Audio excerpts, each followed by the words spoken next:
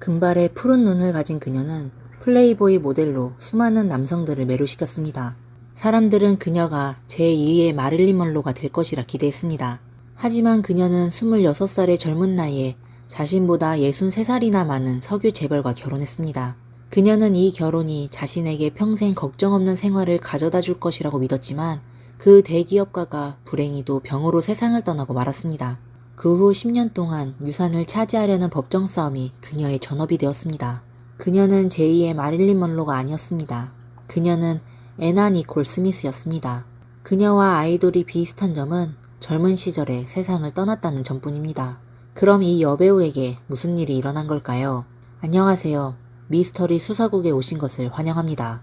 오늘은 애나 니콜 스미스의 이야기를 들려드리겠습니다. 1967년 11월 애나는 미국 텍사스주에서 태어났습니다. 그녀의 어머니는 경찰관으로 6명의 아이를 낳았는데 남편과의 관계가 좋지 않아 애나가 태어난 지 1년도 채 되지 않아 부모는 이혼했고 애나는 어머니와 함께 자랐습니다. 하지만 아이가 많았기 때문에 그녀는 좋은 교육을 받지 못했고 성격은 반항적이었습니다. 하지만 애나는 이에 대해 불만을 가지지 않았고 오히려 그녀는 자신의 아름다운 외모를 이용해 여러 가지 편익을 얻었습니다. 애나는 아름다움이 특별한 대우를 받을 수 있는 증거라고 생각했습니다. 무슨 일이 일어나도 미모만 있으면 해결할 수 있다고 믿었죠. 그래서 그녀의 어릴 적 꿈은 제2의 마릴린 먼로가 되는 것이었습니다. 애나는 태어날 때부터 남다른 미모를 지녔습니다. 그녀가 중학생 때부터 그녀에게 반한 남학생들이 따라다녔고 그들은 그녀의 숙제나 선생님이 내준 다른 일들을 도와주곤 했습니다. 하지만 이런 생활은 고등학교에 들어가면서 끝나게 되었습니다. 그때 애나는 사람들과 충돌을 일으켜 결국 퇴학을 당했습니다. 애나의 어머니는 이미 가족을 돌보느라 힘들어했고 그녀가 퇴학당했다는 소식을 듣고는 더 이상 애나를 제어하려 하지 않고 방치하게 되었습니다. 방치된 애나는 생계를 유지하기 위해 학교를 그만두고 한 프라이드 치킨 가게에서 여종업원으로 일하게 되었습니다. 그곳에서 그녀는 첫 번째 남편인 빌리 스미스를 만났습니다. 불완전한 가정에서 자란 애나는 따뜻한 가정의 정을 갈망했고 그리하여 얼마 지나지 않아 그 남자와 번개처럼 결혼했습니다. 3년 후 애나는 첫 번째 아들 다니엘을 낳았습니다. 하지만 번개처럼한 결혼은 화목한 가정을 가져다 준 것이 아니라 결혼 생활에 파탄을 불러일으켰습니다. 당시 갓 1살이 된 아들은 애나 혼자서 키워야 했습니다. 애나 역시 어머니처럼 미혼모가 되었고 아이를 혼자 키우는 것은 결코 쉬운 일이 아니었습니다. 그녀는 두 사람이 함께 살아가기 위해 근처의 슈퍼마켓에서 계산원으로 일을 했고 주당 $60, 약 87,000원의 수입은 턱없이 부족했습니다. 생활이 너무 힘들어 애나는 고통을 느꼈습니다. 학벌도 특별한 두뇌도 없었던 그녀에게 하늘은 미모를 선물했습니다. 그래서 애나는 결심하고 클럽에 들어가 스트립 댄서로 일하기 시작했습니다. 이 일은 그녀의 궁핍한 생활을 변화시켰고 자신의 쩐주를 만나게 해주었습니다. 1992년 24살의 애나는 클럽에서 춤을 추며 그녀의 눈부신 몸매와 유욕적인 춤 사이로 모든 관객을 매료시켰습니다. 그 중에는 87살의 석유 재벌 제이 하워드 마셜도 있었습니다. 이 부유한 남자는 눈을 떼지 못하고 그녀를 바라보며 이 춤이 끝난 후 그녀를 자신의 앞에 불러냈습니다. 그는 그녀에게 그녀의 모든 소원을 들어줄 수 있다고 말했고 그가 부유한 사람이라는 것을 알게 된 애나는 즉시 마셜의 품에 안기며 그가 지어준 애칭을 귀엽게 부르기 시작했습니다. 어린 여자들을 좋아하는 마셜은 이를 자연스럽게 받아들였고 기쁘게 애나에게 다시 한번 관람하러 오겠다고 말했습니다. 마셜은 정말로 돈을 아끼지 않았습니다. 그는 애나에게 많은 물건을 사줄 뿐만 아니라 그녀의 가슴 성형수술까지 해주며 애나를 모델로 성장시키는 데 힘썼습니다. 춤추던 여성이 모델로 변신하면서 애나의 생활은 엄청난 변화를 겪었습니다. 어린 시절 스타가 되고 싶었던 꿈을 이루기 위해 그녀는 플레이보이 모델 선발대회에 참가했습니다. 마릴린 먼로를 떠올리게 하는 그녀의 얼굴은 매거진 창립자인 휴 해프너의 눈에 띄게 만들었습니다. 그 결과 애나는 플레이보이의 표지 모델로 성공적으로 등장했습니다. 그 후 10년 동안 그녀는 자신의 외모를 최대한 활용하여 플레이보이의 플레이메이트로 활약하며 자신의 노출도를 높였습니다. 애나는 유명한 청바지 브랜드인 게스와 계약을 맺기도 했으며 그 이후 그녀의 이미지는 다양한 광고 매체에 자주 등장했습니다. 조명 아래서 애나는 사람들의 이목을 집중시켰고 이전에는 떠났던 남자들이 다시 그녀에게 사랑을 고백했습니다. 그들이 떠난 후엔 전혀 전화가 오지 않았어요. 왜냐면 그들은 항상 내 마음을 속였다고 느꼈거든요. 애나는 후에 이렇게 말했습니다. 이제는 그들에게 신경 쓰지 않아요. 직장과 연애에서 모두 성공을 거두던 애나는 더 큰 꿈을 가지고 있었습니다. 그 꿈은 바로 할리우드 배우가 되는 것이었죠. 비록 연기를 할 줄 몰랐지만 그녀는 아름다움만 있으면 모든 것이 자신에게 열릴 것이라고 믿었습니다. 그리하여 애나는 로스앤젤레스로 이사를 갔고 그곳에서 매우 유리한 모델 계약을 따냈습니다. 그 시기에 로스앤젤레스 거리에는 그녀의 광고가 곳곳에 걸려 있었습니다. 할리우드의 가십 기자들은 애나의 사진을 찍는 것을 자랑스럽게 여겼습니다. 당시 뉴스에 따르면 애나의 단독 기사 하나로도 한 가십 잡지가 먹고 살 수 있었다고 합니다. 명성을 얻은 애나는 본래의 출발점을 잊지 않았습니다. 그녀는 마셜이 없었다면 자신도 지금의 애나가 될 수 없다는 것을 잘 알고 있었습니다. 그래서 1994년 전 세계를 놀라게 한 사건이 일어납니다. 바로 89살의 석유 재벌이 자신보다 63살이나 어린 플레이보이 모델과 결혼한 것입니다. 마셜이 휠체어에 앉아 주례 앞에 끌려갔을 때 26살의 애나는 미소를 지으며 자신에게 더 이상 고통은 없을 거라고 마음속으로 다짐했습니다. 이제부터 그녀는 즐기기만 하면 되었죠. 이 결혼은 곧바로 모든 신문 1면에 실리며 애나는 거의 모든 미디어에서 금전적인 욕심을 가진 여자로 묘사되었습니다. 늙은 남자와 젊은 여자의 사랑은 웃음거리라며 그녀는 단지 재벌의 거액 자산을 노리고 결혼한 것이라고 비난받았습니다. 그러나 비난과 의혹에도 애나는 흔들리지 않았습니다. 결혼식에서 그녀는 남편의 뺨에 웃으며 입맞춤을 하고 나는 그를 평생 사랑할 거예요 라고 확신에 찬 말을 했습니다. 하지만 이 진지한 말은 곧 웃음거리로 변하고 말았습니다. 결혼한 지 14개월 후 90살의 석유 재벌이 병으로 세상을 떠나며 16억 달러, 약 2조 3천억 원의 유산을 남겼습니다. 하지만 이 재벌을 명확한 유언을 남기지 않았고 그로 인해 애나는 남편의 유산을 상속받기 위해 전처의 아들인 이 피어스 마셜과 10년 동안의 긴 법적 싸움을 벌였습니다. 이 전쟁은 백악관까지 영향을 미칠 정도로 큰 이슈가 되었습니다.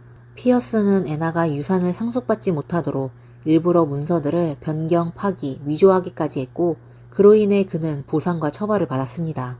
하지만 결국 법원은 유산 상속권을 피어스에게 넘겼고 애나는 결국 8,800만 달러, 약 1,280억 원만 받게 되었습니다. 그러나 애나는 그에 굴하지 않고 계속해서 항소를 이어갔습니다. 그녀는 법정에서 매번 이렇게 말했습니다. 저와 마셜은 진심으로 사랑했어요. 아무도 믿지 않겠지만 저는 정말 그를 사랑한다는 말을 다시 하고 싶어요. 그리고 연이은 법정 다툼과 논쟁 속에서 그녀의 변호사는 그녀의 이성적 지지자가 되었습니다. 소송을 계속하면서 애나는 자신의 미래에 대한 계획을 세우기 시작했습니다. 그녀는 자신의 극적인 삶이 더 많은 노출을 가져올 수 있다는 것을 알고 있었습니다. 그리고 그것이 그녀에게 이익을 가져다 줄 수 있는 점도 깨달았죠. 그래서 미국 E! 채널이 그녀에게 자서전 영화 트루 할리우드 스토리에 출연하자고 제안했을 때 애나는 망설임 없이 이를 수락했습니다. 흥미로운 점은 그녀가 그동안의 진지한 모습에서 벗어나 영화 속에서 자신이 유명해지고 싶고 행복해지고 싶으며 남편의 절반 재산을 얻기 위해 온갖 방법을 쓰겠다는 강한 의지를 표현한 것입니다. 이 진솔한 표현은 제작사에게 큰 수익을 안겨주었고 이 채널은 2003년에 그녀의 이름을 딴 리얼리티 쇼를 다시 제작했습니다. 더 많은 시청자들의 관심을 끌기 위해 프로그램 제작진은 애나에게 깊은 브이넥 상의와 짧은 청바지를 입히고 집을 구하라고 하게 했습니다. 뿐만 아니라 욕실에서 물을 틀어놓고 그녀가 일부러 넘어지기에 옷이 젖은 후 그녀의 매력적인 몸매가 드러나도록 했습니다. 이와 같은 장면은 프로그램 곳곳에 노출되어 TV 방송의 시청률 기록을 세웠습니다. 첫 번째 에피소드만으로도 400만 명이 시청했으며 그로 인해 애나는 부유한 재벌 아내에서 모든 화제를 집약한 매혹적인 미망인으로 변모하게 되었습니다. 완전히 유명해진 후 애나는 자신의 사생활을 미친 듯이 공개하기 시작했습니다. 그리고 그녀는 지금의 위치를 사수하기 위해 한 번 또 한 번 계속해서 가슴 성형수술을 받았습니다. 하지만 성형수술은 장점만 있지 않는 법이죠. 그녀의 아름다움을 가져다 주었지만 동시에 그녀의 몸은 큰 고통을 겪기 시작했습니다. 의사들은 애나에게 만약 보형물을 제거하지 않으면 더 심각한 문제가 발생할 것이라고 경고했습니다. 하지만 오직 경력을 쌓는 데만 집중한 애나는 그 조언들을 단호하게 거부했습니다. 한편 전처의 아들과 유산소송에 몰두하면서 애나는 심각한 우울증에 걸렸습니다. 그리고 그녀는 오래가지 않아 명성을 잃게 되었습니다. 리얼리티 쇼에 대한 악평이 많아지자 TV 채널은 프로그램을 중단시켰고 애나의 커리어는 급격히 하락했습니다. 그럼에도 불구하고 애나는 계속해서 기이한 생활을 이어갔고 남자친구를 계속해서 바꾸어갔습니다. 2006년 애나의 인생은 비극적인 전환점을 맞이했습니다. 그해 6월 그녀와 유산을 놓고 싸우던 전처의 아들이 세상을 떠났지만 피어스의 아내는 여전히 애나와 유산 소송을 벌였습니다. 그리고 9월 애나는 딸을 출산했습니다. 애나는 외부에 딸이 자신의 변호사이자 남자친구의 아이라고 주장했습니다. 애나가 출산한 지 3일째 아들 다니엘이 병원에 방문했습니다. 사람들은 다니엘이 분만실 의자에 앉아 잠들어 있는 모습을 발견했습니다. 애나는 그를 깨우려고 했지만 아무 반응이 없었죠. 애나는 이전에 다니엘에게 모든 재산을 남기겠다고 유언을 남겼지만 그녀는 아들이 자신보다 먼저 세상을 떠날 줄은 몰랐습니다. 그녀에게 아들 다니엘은 모든 희망이었습니다. 결국 이 사건은 애나에게 큰 충격을 주었고 그의 죽음은 애나를 깊은 고통 속에 빠뜨리게 됐습니다. 2007년 2월 8일 애나는 호텔 방에서 세상을 떠난 채 발견되었습니다. 법의학 보고서에 따르면 애나는 생전에 여러 가지 유해한 물질을 복용한 것으로 나타났습니다. 이 여배우의 사망은 미국 전역을 충격에 빠뜨렸고 TV 채널은 24시간 동안 그녀의 이야기를 보도했습니다. 그녀의 유산은 단 6개월 된 딸에게 남겨졌지만 아이의 생물학적 아버지가 누구인지 밝혀지지 않았고 여러 명의 자칭 아버지들이 등장했습니다. 그들 중에는 애나의 변호사이자 남자친구, 애나의 전 남자친구, 한 경호원, 심지어 자신이 왕실 혈통이라고 주장하는 왕자까지 있었습니다. 결국 아이의 생물학적 아버지는 한 사진작가로 밝혀졌는데 두 사람은 함께한 시간이 거의 없었고 애나는 그를 남자친구로 인정한 적도 없었습니다. 그리고 그 원고와 피고 모두가 이미 세상을 떠난 유산 문제는 2011년 6월에 마침내 결말을 맞이했습니다. 미국 연방대법원은 피어스의 아내와 애나의 작은 딸이 유산을 반으로 나누어 가지라고 판결했습니다. 석유 재벌의 유산은 결국 혈연 관계가 전혀 없는 두 사람의 손에 들어가게 되어버렸습니다. 플레이보이 표지 모델에서 호화로운 대저택의 주인, 그리고 끊임없이 논란에 휘말리는 미친 여배우로 애나의 인생은 롤러코스터처럼 자극적이고 위험했습니다. 하지만 그 모든 과정이 끝난 후 그녀는 아무것도 남지 않았습니다. 오늘의 이야기는 여기까지입니다. 저희 영상이 마음에 드신다면 좋아요와 구독 버튼 눌러주세요. 그리고 댓글에 여러분의 의견을 남겨주세요. 그럼 다음 시간에 다시 찾아뵙겠습니다. 감사합니다. 조용하고 어두운 길에서 빨간 자동차가 강도를 당했습니다. 겁에 질린 한 여성이 차에서 뛰어내리더니 지나가는 사람들에게 도움을 요청했습니다. 그때 여성의 남편은 승용차에 있었는데 날카로운 도구에 찔러 숨지게 되었습니다. 불과 며칠 뒤 사람을 놀라게 한 사건이 벌어지게 되었습니다. 오늘은 저희와 같이 나의 돈 많은 사업가 남편에 대해 함께 알아봅시다. 안녕하세요, 여러분. 미스터리 수사국입니다. 오늘은 인도네시아에서 일어난 사건에 대해 소개해드리겠습니다. 파푸아주 자야프라에는 한 부러운 부부가 살고 있었습니다.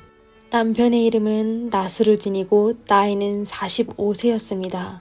그는 현지에서 여러 개의 금은방을 운영하여 아주 부유했습니다. 나스루딘은 비르기타 레기나 헬루라는 여자와 결혼했는데 나이 차이가 무려 20살이나 났습니다. 나스루딘은 아내를 매우 사랑하여 그녀에게 돈을 아끼지 않았습니다. 그러다 2021년 6월 28일에 그들에게 갑작스런 사고가 닥치게 되었습니다. 이날 나스루딘은 눈이 불편하여 아내와 함께 승용차를 운전하여 안과의원으로 가 치료를 받았습니다. 그들은 밤 9시가 되고서야 병원을 나와 집으로 돌아가기 시작했습니다. 이때 늦은 시간이라 또 아내 헬루가 병원에서 바쁘게 지내 조금 피곤하여 조수석에서 잠들어 있었습니다. 그러다 30분쯤 차가 갑자기 서게 되어 그녀는 꿈에서 깨어나게 됐습니다. 헬루는 눈앞에 벌어진 광경에 놀라게 되었습니다. 어두운 거리에 4명의 사람이 달려가더니 나스루딘의 차를 가로막아 세웠습니다. 4사람은 곧바로 차를 에어싼 뒤 강제로 문을 열어 남편의 목에 날카로운 도구를 대더니 가지고 있는 거 다 내놔 라고 했습니다. 겨우 25살인 헬루는 그런 장면을 본 적이 없어 조수석에 앉아 감히 움직이지도 못했습니다.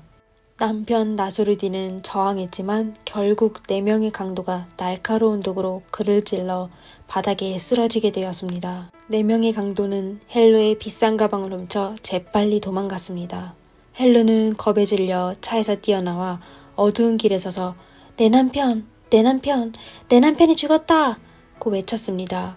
다행히 얼마 지나지 않아 한 차가 지나가다가 멈춰 경찰에 신고했고 그의 휴대전화를 꺼내 이런 영상을 녹화했습니다.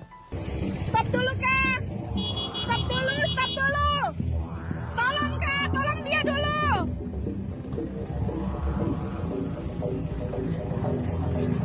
Sabar, saya sudah telepon polisi sabar ya. Kenapa? Astagfirullah, aduh, saya juga takut sentuh. Saya juga takut sentuh, Mbak. Maaf ya. 사발. 친절한 사람들도 헬로를 위해 마음을 진정시켰습니다. 이후 경찰이 현장에 도착했지만 그녀의 남편 나스루딘은 이미 심장이 뛰고 있지 않았습니다. 검사 보고서에 따르면 그는 날카로운 도구에 20번이나 찔린 적이 있습니다. 유일한 목격자인 헬루는 경찰의 사건 과정을 진술하게 됐는데 안타깝게도 사건 발생 당시 늦은 밤이라 어둡고 또 헬루는 너무 무서워 상대방이 운전한 차량의 모델과 범인의 모습을 뚜렷이 보지 못했습니다. 경찰은 피해자 아내의 진술로 단순 강도 사건으로 추측하였습니다. 헬루의 예쁜 얼굴과 그녀가 현장에서 미친 듯이 울부짖는 모습, 그리고 남편이 부자여서 사건이 현지에서 센세이션을 일으키게 되었습니다. 경찰은 우선 당일 밤에 CCTV를 확보하여 사건을 조사하기 시작했습니다. 범행이 발생한 도로의 밤에 차량이 거의 없어 조사는 보다 빨리 진행되었습니다. 사건 발생 이후 한동안 그 거리를 통과한 차량은 한 대뿐이었습니다. 그 차량은 렌터카였는데 22살의 마흐디 메르반이라는 남자가 렌트한 겁니다. 그는 백수였는데 아마 그 당시 렌터카에 탄 사람이 강도였을 겁니다. 메르반이 범인이라는 걸 확실하진 않지만 경찰은 우선 그를 찾아 신문하기로 하였습니다. 경찰은 렌탈 회사에 등록된 주소로 메르반을 찾아갔지만 그는 없었고 연락도 두절되었습니다. 그의 수상한 행동에 경찰은 메르반을 유력한 용의자로 지목하여 그의 몽타주를 만들어 도시 곳곳에 배포하였습니다. 사건 발생 5일 후인 2021년 7월 3일에 공항 측에서 경찰서로 전화하여 메르반이라는 승객이 수상하다고 하였습니다. 신고받은 경찰은 바로 공항에서 그를 체포하였습니다.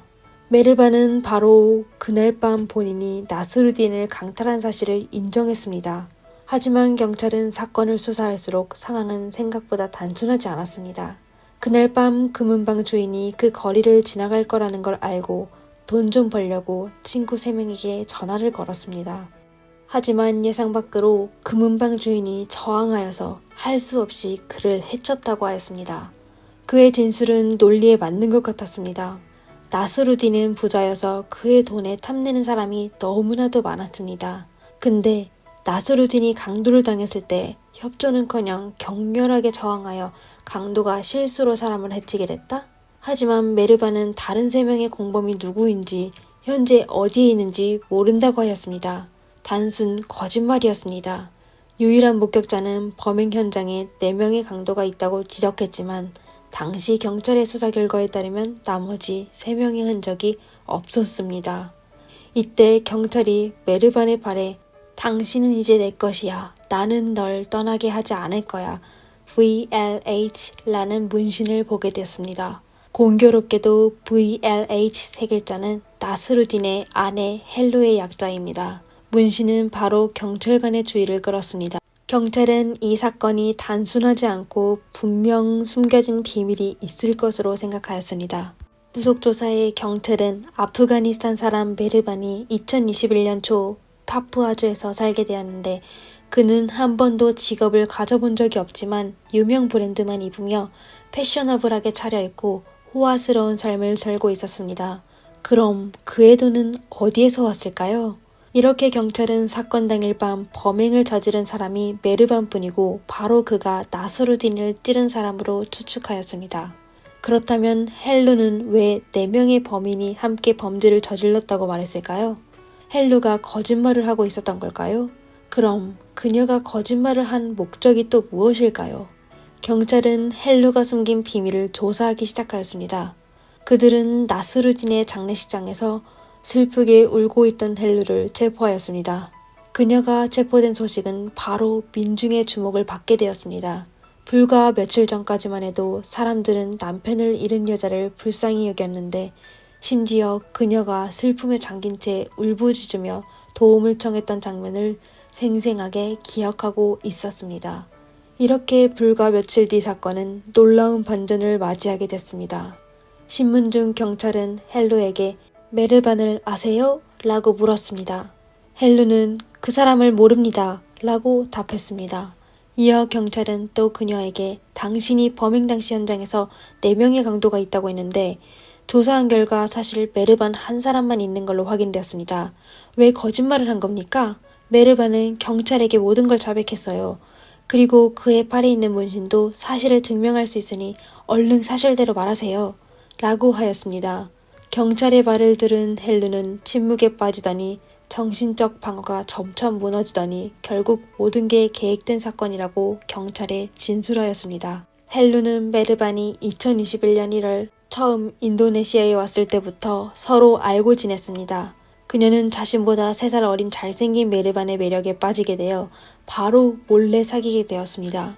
이렇게 메르반은 헬루의 돈으로 일하지 않고 놀기만 하게 되었습니다. 헬루는 나스루딘이 준 돈을 전부 메르반에게 썼습니다. 사실 메르반은 유부남인데 고향에 아내와 아이가 있습니다. 하지만 그는 헬루에 대한 충성심과 사랑을 보여주기 위해 발에 사랑의 말을 문신으로 새겼습니다. 이에 헬루를 감동하게 했습니다. 메르반은 완전 헬루의 이상형이었습니다. 그는 로맨틱하고 잘생겼으며 아주 젊었습니다. 점차 두 사람은 비밀 연애하는 거에 만족하지 않게 되었습니다. 그들은 공식적으로 영원히 함께하고 싶어하며 사치스러운 생활을 계속 보내고 싶어 했습니다. 이렇게 두 사람은 2021년 3월부터 나쁜 계획을 하기 시작했습니다. 그럼 어떻게 해야 나스루딘의 재산을 물려받을 수 있었을까요? 마침내 두 사람은 이번의 사건을 꾸미게 되었습니다. 그들의 계획이 성공하게 되면 그들은 여생을 행복하고 즐겁게 보낼 수 있었습니다. 하지만 그들은 계획이 실패하면 어떤 일이 일어날지를 전혀 생각하지 않은 것 같았습니다.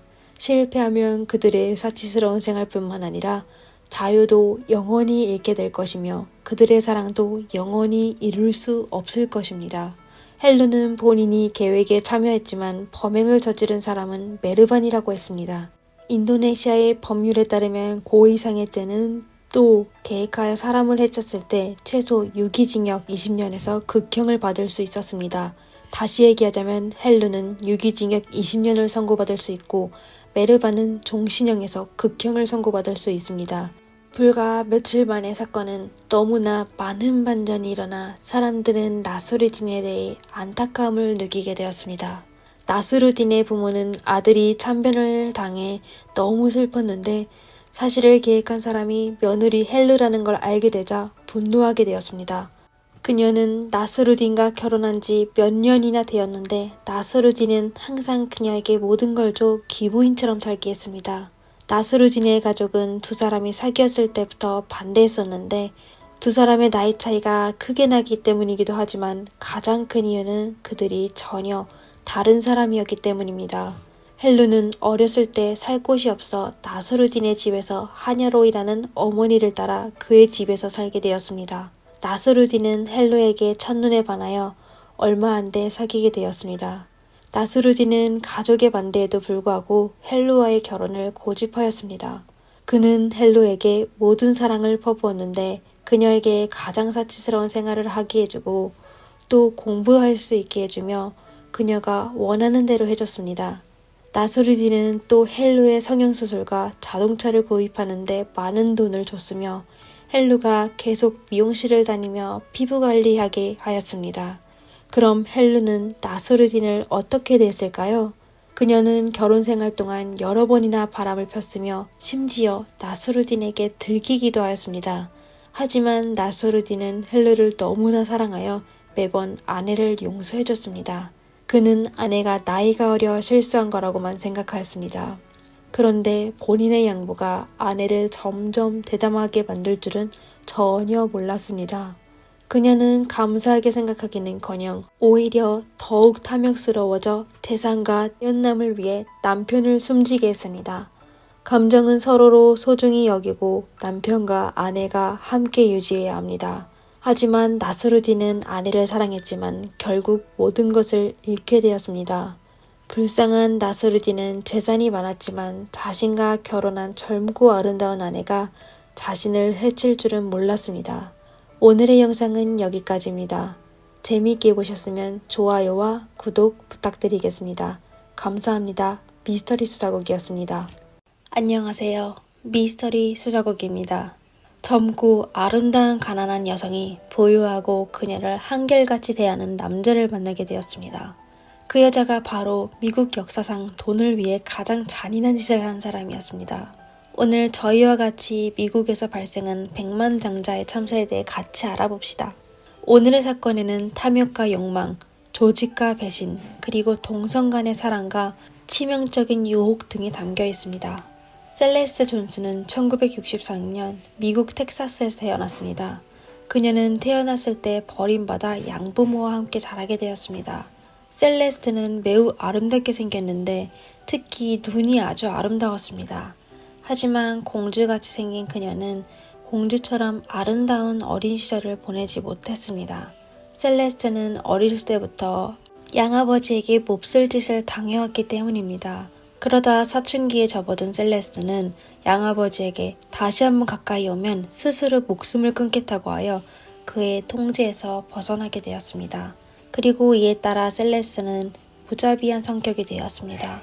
그녀는 한때 사람들에게 강한 성격을 가진 사람만이 미래가 있다고 했었습니다. 셀레스테는 17살에 임신하여 결혼하게 되었습니다. 그녀는 첫남편 지미와 제니퍼와 크리스티나라는 쌍둥이 딸을 낳았습니다. 하지만 불과 몇 년 만에 두 사람은 성격 차이로 이혼하게 되었고 두 아이는 셀레스테가 키우게 되었습니다. 추후 그녀는 또 두 남성을 만나 결혼하게 되었지만 전부 이혼으로 끝이 났습니다.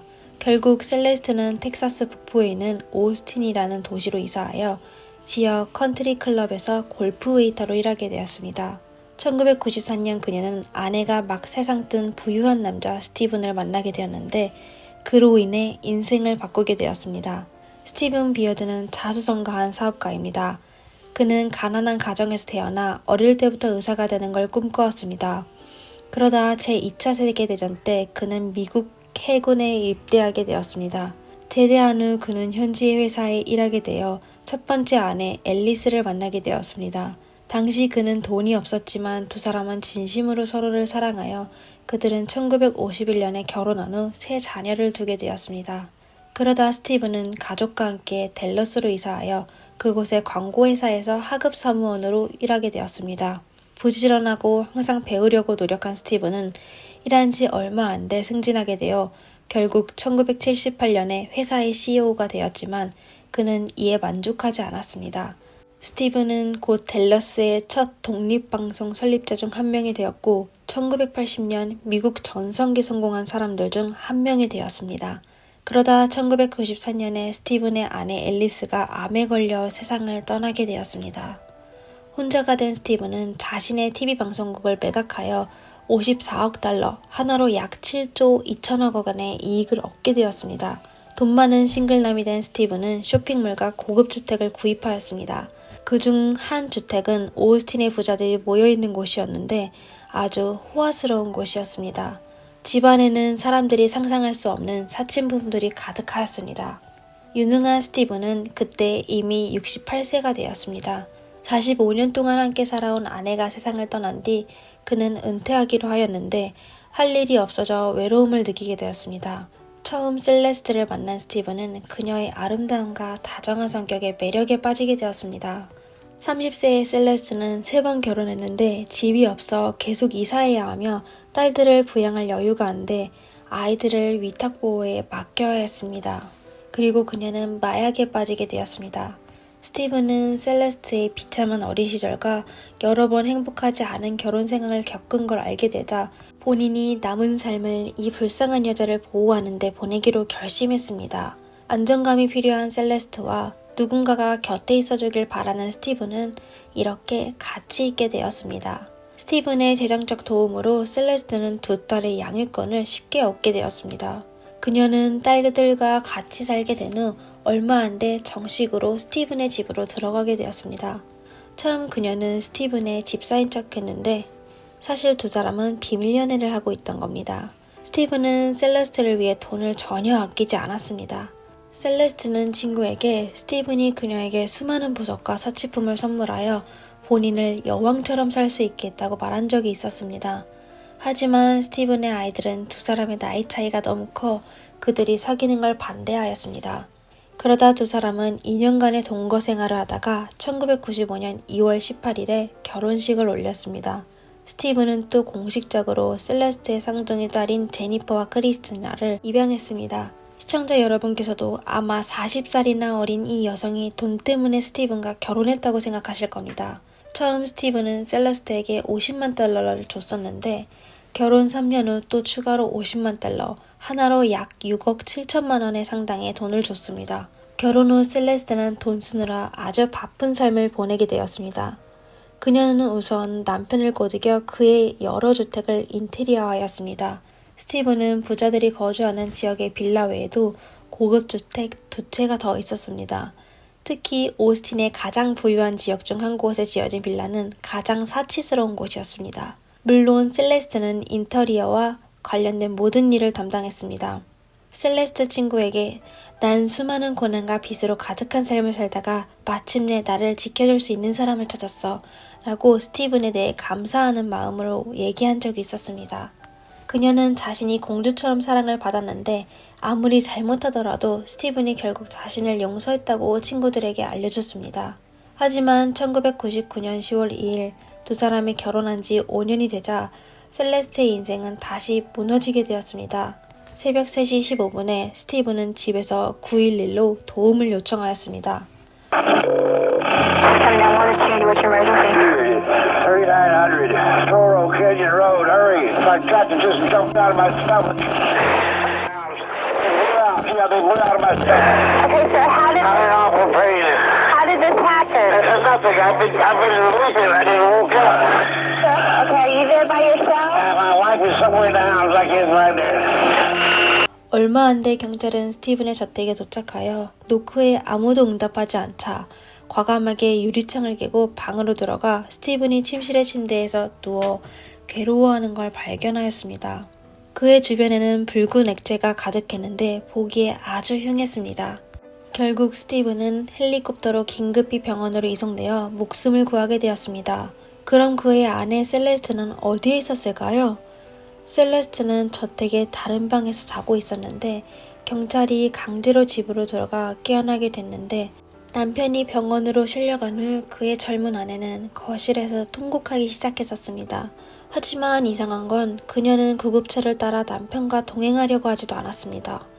이때 아이들도 깨어났는데 딸 제니퍼는 경찰이 현장 조사하는데 도왔습니다.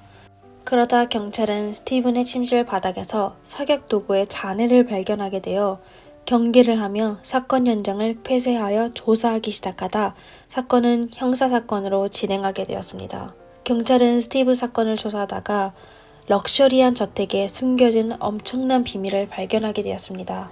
알고 보니 셀레스트는 결혼하여 50만 달러를 받게 되자 미치도록 돈 쓰는 기계가 되었습니다. 새로운 삶과 새로운 친구들이 생긴 그녀는 쇼핑과 파티 그리고 도박에 열정을 쏟기 시작하였습니다. 단 6개월 만에 그녀가 받은 돈을 모두 써버렸습니다. 앞서 언급했듯이 스티븐은 셀레스트의 두 딸도 입양하여 그녀들이 안정적이고 부유한 생활을 하게 했습니다. 고등학교에 다니는 두 소녀는 수년간의 힘든 생활을 하다가 처음으로 행복한 가정이 생겼다고 기뻐하였습니다. 그녀들은 모두 스티븐의 보살핌을 기쁘게 받아들였으며 마음속으로부터 그를 존경하며 아버지로 여겼습니다. 대부분 여성은 풍요로운 삶을 살게 되면 점점 평화로워집니다. 하지만 셀레스트는 그냥 3년 동안만 안정을 취했었고 광란한 본능을 드러내기 시작했습니다. 그녀는 전 남편 지미를 포함한 다양한 남성과 데이트를 시작했습니다. 두 사람은 딸의 18번째 생일을 위하여 1만 달러, 하나로 약 1335만 원이 넘는 성대한 파티를 열었는데 이렇게 중요한 날에 그녀는 남편 스티븐을 초대하지 않았습니다. 이에 대해 그녀의 딸들은 스티븐에게 감히 아무 말도 할 수 없었습니다. 그리고 셀레스는 스티븐에게 전혀 관심을 두지 않고 그가 늙고 못생겼다고 하며 남자로서 본인을 만족시킬 수 없다고 비난하였습니다. 그녀는 심지어 스티븐 앞에서도 그를 꾸짖기도 하였습니다.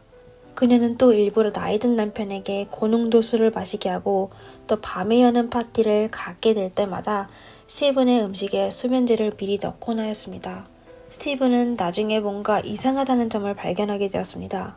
그리고 아내가 불과 몇 달 사이에 30만 달러, 하나로 약 4억 원을 날렸는데 파티하는 데 썼을 뿐만 아니라 남자들과 데이트하는 데도 쓴 걸 알게 되어 노발대발하며 스티븐은 셀러스를 내쫓기로 결심하고 이혼을 신청하려고 했는데 셀러스는 사격도구를 들고 그의 앞에 나타나 스티븐이 이혼하기만 하면 그의 앞에서 스스로의 목숨을 끊겠다고 하여 두 사람은 이혼하지 못하게 되었습니다. 스티븐은 불안정한 셀러스트를 정신병원에 보내 치료받게 했습니다. 그 정신병원은 하루에 하나로 160만 원 상당의 비용을 지불해야 했는데 병원보다는 고급스러운 요양원이라고 하는 게 더 합당했습니다. 스티븐은 아내가 치료를 통해 안정을 되찾을 거라고 생각했지만 사실 더욱 이상한 일이 발생하게 됐는데 그것은 스티븐의 상상을 초월했습니다. 요양원으로 보내진 셀레스트는 남편이 본인을 집에서 쫓아내지 않을 걸 알게 되자 기뻐하며 요양원에서 휴가를 즐겼습니다. 그러다 며칠 안 된 그녀는 똑같이 치료받는 트레이시를 만나게 되었습니다. 트레이시는 양성애자인데 어렸을 때부터 성격이 아주 강한 어머니의 구타를 받게 되어 수년간 정신병동을 드나들면서 알코올에 중독되게 되었습니다. 트레이시는 아주 좋은 교육을 받았었는데 직접 대형 서점을 운영한 적이 있었습니다. 사실 두 여성은 공통점이 별로 없어 보였는데 트레이시는 셀레스트의 매력에 빠지게 되었는데 그녀가 본인이 10대부터 찾고 있던 본인의 전체를 그대로 받아들일 수 있어 진심으로 사랑하는 사람이라고 하였습니다. 한 달 후 두 여성은 동시에 치료를 마치고 요양원을 떠났습니다. 그리고 그녀들은 서로의 애인으로 남게 되었습니다. 셀레스트는 스티븐의 저택으로 돌아가 삶을 계속하였습니다. 처음 스티븐은 아내가 데려온 새로운 친구에게 매우 친절하게 대했습니다. 그러다 쌍둥이 딸들이 두 사람의 이상한 관계를 발견하게 되었습니다. 그녀들은 항상 같이 있는 걸 좋아했는데 서로를 애정있게 바라보거나 서로의 몸을 만졌습니다. 그리고 셀레스트는 남성의 성격을 가진 트레이시에게 본인이 남편의 구타를 견뎌야 하고 또 그녀를 아주 사랑하는 척하며 트레이시와 두 사람의 앞날을 상상하게 했습니다. 트레이시를 정신적으로 조종하기 시작한 거였습니다. 스티븐도 나중에 두 사람의 관계를 눈치채게 됐지만 그가 자신의 감정을 표현하자 아내에게 무시당하고 또 비웃음을 받게 되었습니다. 셀레스트는 또 트레이시를 초대하여 가족과 함께 딸들의 고등학교를 졸업식에 참석하게 하고 그날 밤 또 전남편 지미의 집에서 성대한 축하 파티를 열었습니다. 물론 스티븐은 초대받지 못했습니다. 그는 그날 오후 아내가 준비한 특별한 점심을 먹은 후 침대에 누워 하루 종일 자게 되었습니다. 트레이시와 셀레스트 그리고 스티븐의 관계는 매우 미묘해지기 시작했습니다. 스티븐은 딸들의 졸업여행을 계획하여 온 가족이 유럽으로 여행하는 걸 계획했습니다. 출발 전날 짐 쌀 때 트레이시도 왔는데 제니퍼는 당시 트레이시의 남편이 안 좋아 불길한 생각이 들었는데 아니나 다를까 한밤중에 경찰의 강제 침입으로 온 가족이 잠에서 깨어났습니다. 스티븐은 배에 상처를 입어 바로 병원으로 이송되었습니다. 경찰은 소녀들의 진술로 바로 트레이시를 찾아냈습니다. 그들은 트레이시에게 사격 도구를 간직하고 있냐고 물었는데 트레이시는 그렇다고 대답하였습니다. 그녀는 경찰의 요구로 자신의 이름이 새겨진 사격 도구를 꺼내 경찰에게 보여줬습니다. 그녀의 사격 도구가 현장에서 발견한 증거물의 직경과 동일하여 바로 트레이시를 경찰서로 데려갔습니다. 스티븐은 자다 사격 도구에 맞아 급히 병원으로 이송되어 응급조치를 받아 생명에는 지장이 없었지만 나이가 들어 결국 회복하지 못하고 4개월 후에 상처에 감염이 생겨 병원에서 안타깝게 세상을 떠나게 되었습니다. 경찰은 스티븐의 아내가 항상 바빠 남편의 병문안을 거의 하지 않았다는 걸 발견하였습니다. 그럼 그녀는 남편이 입원하고 있는 동안 어떻게 지냈을까요? 사건 당일 셀레스트는 사실 바쁘긴 했습니다. 그녀는 남편이 병원으로 이송되자 우선 다시 침실로 들어가 잤는데 점심에서야 일어나 화장한 후 집을 떠났습니다. 그녀는 우선 쇼핑몰에 가 하나로 약 1억이 되는 보석을 구매하고 또 하나로 2억이 되는 금액으로 옷을 구매하여 해질 무렵에 집으로 돌아갔습니다. 그리고 이튿날과 셋째 날에 계좌를 확인하여 남편이 매달 주는 수만 달러가 입금했는지 확인을 하고 카지노로 갔습니다. 남편 스티븐은 병원의 중환자실에서 생사불명 상태인데 아내인 셀레스는 그냥 미친 듯이 돈을 쓰고 있었습니다. 더욱 안타까운 건 스티븐이 세상 떠나기 전에 자신의 유언장을 수정했었는데 그는 자신의 계좌에 남아있는 수천만 원의 자산을 재분배하였습니다. 아내 셀레스트는 650만 달러, 하나로 약 87억의 유산을 상속받을 수 있고 나머지 300만 달러, 하나로 약 40억 원이 되는 돈은 5 자녀에게 상속하도록 하였습니다. 막대한 유산을 얻게 된 셀레스트는 더욱 미친 듯이 돈을 쓰기 시작했습니다. 그녀는 한 달 동안 30만 달러, 약 4억 원의 현금을 썼는데 결국 은행에서 다시 그녀에게 현금을 지출할 수 없게 하였습니다. 이에 돈에 굶주린 셀레스트는 딸들을 조종하기 시작했습니다. 가장 사람을 놀라게 한 건 그녀는 딸 크리스티나와 그녀의 남자친구를 시켜 집안에 라벨이 붙어있는 고급 옷들을 정리하여 본인의 승용차에 둔 후 매장으로 가 반납하려고 했습니다. 그러다 매장에서 단기간에 많은 돈을 돌려줄 수 없게 되어 같은 가격의 소비자 카드를 그녀에게 줬습니다. 딸의 남자친구의 기억에 따르면 그들은 하루 동안 모든 옷을 반품했으며 결국 25만 달러, 하나로 약 3억 3천만 원 상당의 소비자 카드를 받았습니다. 현금을 쓸 수 없게 된 셀레스트는 또 우울증에 시달려 정신병원에 입원하게 되었습니다. 그곳에서 한 달 동안 머물다가 그녀는 딸 크리스티나에게 집으로 데려가 달라고 했지만 크리스티나는 엄마를 아주 무서워한다는 이유로 거부하였습니다. 그녀는 또 막내딸 제니퍼에게 요구하여 제니퍼는 할 수 없이 엄마를 집으로 데려갔습니다. 쌍둥이는 그때 어머니가 미친 것 같다고 하였습니다. 그녀들은 어머니가 다음 순간에 어떤 놀라운 일을 할지 무서워하였습니다. 엄마는 다시 물이 담긴 욕조에 헤어드라이어를 던지지 않을까? 그리고 가족들 앞에서 다시 가위로 자기를 다치게 하지 않을까? 또 움직이는 차에서 뛰어내리지 않을까? 두 자매는 어머니와 같이 있을 때 어머니의 안전뿐만 아니라 본인들의 안전까지 위협받은 느낌이었습니다. 셀레스트가 집으로 돌아가자 그녀는 본인의 말을 어긴 딸 크리스티나에게 전화를 걸어 어떻게 감히 내 뜻을 거스르니? 넌 본인이 살 것만큼 살았다고 생각하는 거니? 내가 널 사라지게 할까? 라고 말했습니다. 그리고 그녀는 심지어 딸들에게 본인이 트레이시를 시켜 스티븐을 숨지게 했다고 하며 또 사람을 고용하여 보석금으로 구치소에서 나와 재판을 기다리는 트레이시를 죽일 거라고 했습니다. 셀레스트는 아마 딸들의 생존에 대한 열망을 과소평가했던 것 같습니다. 얼마 지나지 않아 셀레스는 트레이시를 조종하여 남편 스티븐을 해친 혐의로 고소하였습니다. 셀레스의 재판에 트레이시도 증인으로 재판석에 서게 되었습니다. 그녀는 본인이 바로 스티븐을 사격한 사람이지만 셀레스트가 제안해 그런 짓을 했다고 진술하였습니다. 그녀는 셀레스트가 항상 그녀에게 두 사람의 관계가 진정한 사랑이고 스티븐이 둘 사이의 장애물이라고 생각하게 만들어 스티븐만 제거하면 두 사람이 영원히 함께할 수 있을 거라고 믿게 했다고 하였습니다. 게다가 셀레스트는 본인이 이미 스티븐의 음식에 약물에 탄 적이 있다고 했습니다. 트레이시는 재판 전 이틀 만에 증언하기로 결정하여 본인의 형량을 단축할 수 있게 하였습니다. 셀레스트는 가장 유능한 변호사를 고용하고 또 연기하기 좋아하는 그녀는 오른쪽 다리에 깁스한 채 법정에 서게 되었습니다. 누구도 그녀가 본인에게 무슨 짓을 했는지 몰랐습니다. 그녀의 변호인은 트레이시가 수년간 알코올 중독에 정신적 장애를 가진 사람이라며 그녀의 말은 믿을 수 있는 점이 없다고 하였습니다. 트레이시가 검사와 유죄 인정 합의서에 서명하여 셀레스트에게 매우 불리한 상황이었기 때문입니다. 재판 중에 검사는 딸 크리스티나와 어머니 사이의 전화통화 녹음을 틀었습니다. Christina, What are you saying by deliberately disobeying me? Huh? What don't you know? Because I'm a worse person and my father who molested me. You know what you don't know? Huh? Because I've been that cruel to you? No. Then why don't you say that I hurt you worse than my dad hurt me? Because you did.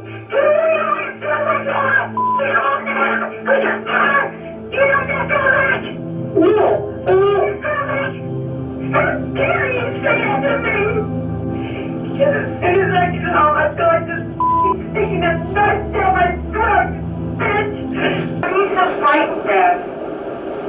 You think you know me, but you don't. When you came home, I was going to tell you, I hired somebody to help her. 바로 셀레스테가 넌 나를 알고 있다고 하는데 사실 넌 아무것도 몰라. 네가 집에 오면 내가 트레이시를 어떻게 치려는지 알려줄게. 라고 하는 말이 녹화되어 셀레스테는 결국 유죄 판결을 받게 되었습니다. 그리고 트레이시는 결국 법정에서 증언하기로 결정했는데 아마 사랑하는 사람이 자신을 해치려고 했다는 녹음을 들었기 때문입니다. 검찰은 셀레스트가 남편과의 나이 차이가 커 또 외모도 어울리지 않아 그녀가 남편을 사랑한 적이 없고 또 그녀가 항상 스티븐이 멍청하고 뚱뚱한 돼지라고 얘기했다고 했습니다. 그녀는 딸과도 적대적인 관계였는데 두 딸은 엄마의 재판에 그녀에게 불리한 증거를 많이 하였습니다.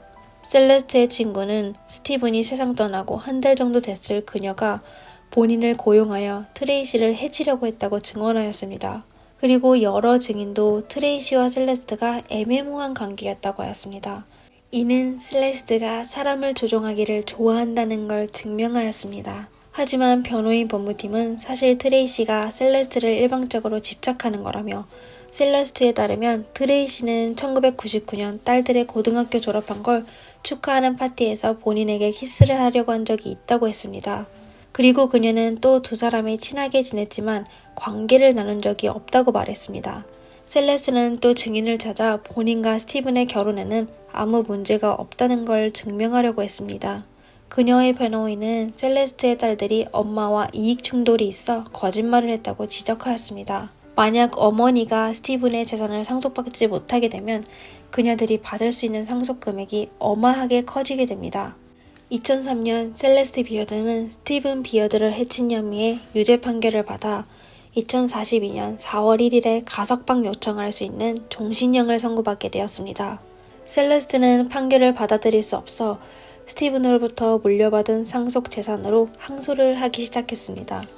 오늘까지 그녀는 여전히 텍사스 교도소에 수감되어 있습니다. 그리고 셀레스트의 애인 트레이시는 법정에서 중요한 증언을 하게 되어 결국 10년의 유기징역을 선고받아 2011년 8월에 석방되어 텍사스에 살고 있습니다.